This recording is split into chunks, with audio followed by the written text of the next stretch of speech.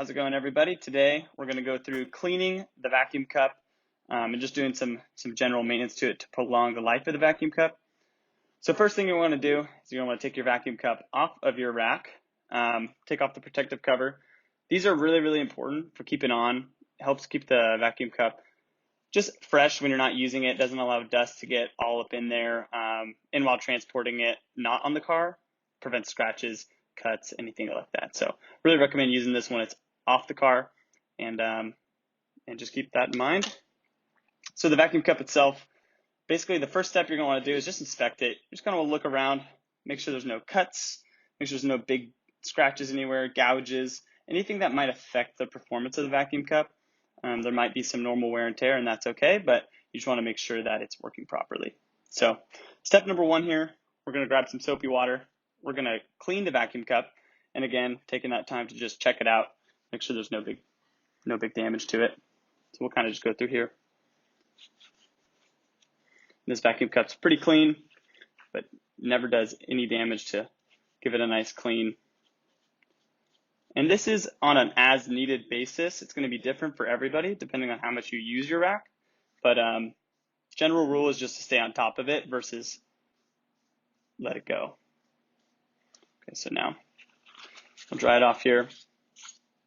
And we have a pretty strong mix of mostly water and some soap.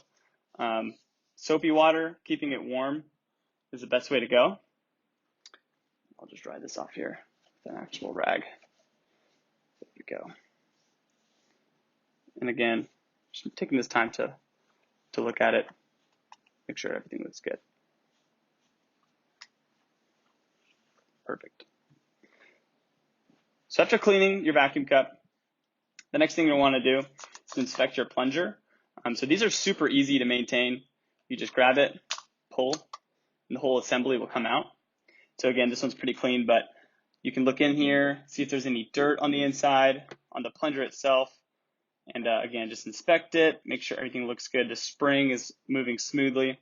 So what we'll do here, best way to do it, just grab a little paper towel, and you'll just roll it up.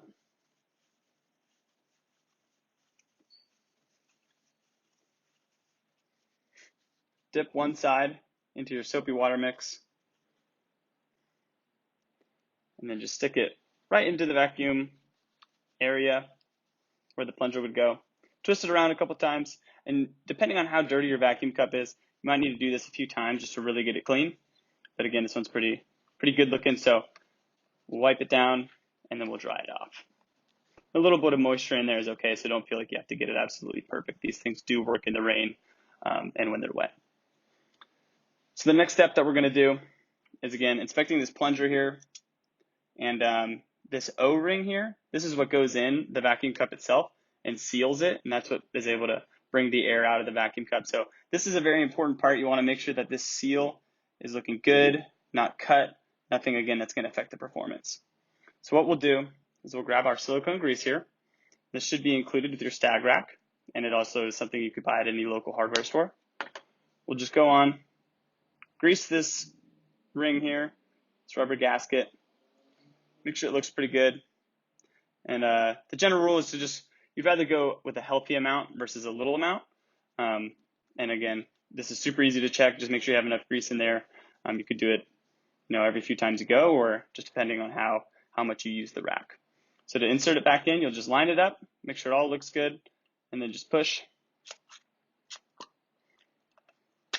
It'll go in. And again, you can kind of test the vacuum cup there. If you feel any grinding, anything that makes it seem like there's maybe dirt or debris in there, you might want to retry that, take it back out, clean it again. This one feels pretty good. And that's all you really have to do. So once you're done cleaning it, install your protective cover once again.